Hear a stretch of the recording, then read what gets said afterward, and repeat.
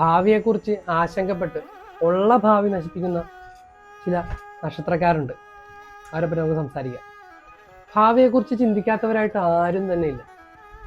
നമ്മളെല്ലാവരും നമ്മുടെ ഭാവി എന്താവും, ദൈവമേ ഒരു പിടുത്തവും ഇല്ലല്ലോ എന്നുള്ള രീതിക്ക് നിൽക്കുന്ന ആൾക്കാരായിരിക്കും.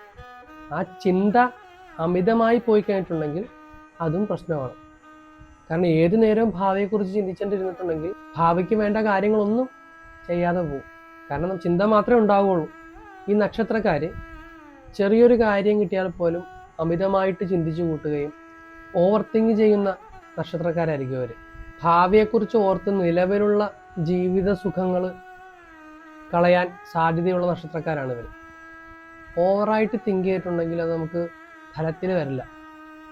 കാരണം അതിനുവേണ്ടി പ്രയത്നിക്കുക, അല്ലാതെ ആലോചിച്ച് നിന്നിട്ട് എന്ത് ചെയ്യും, അടുത്ത് എന്ത് ചെയ്യും, ഇങ്ങനെ കുറേ പ്ലാനൊക്കെ കെട്ടിക്കൊണ്ട് പ്ലാൻ മാത്രമാവും, ഫലത്തിലൊന്നും ഉണ്ടാവില്ല.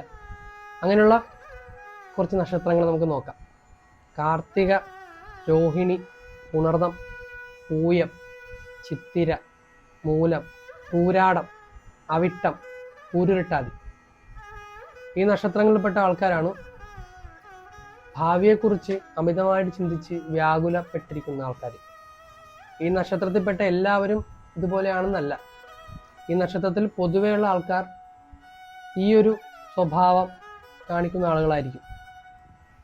പിന്നെ ജാതകത്തിൻ്റെയും ഗ്രഹനിലയുടെയൊക്കെ അടിസ്ഥാനത്തിൽ ഇതിന് മാറ്റം വരാവുന്നത് കൂടിയാണ്.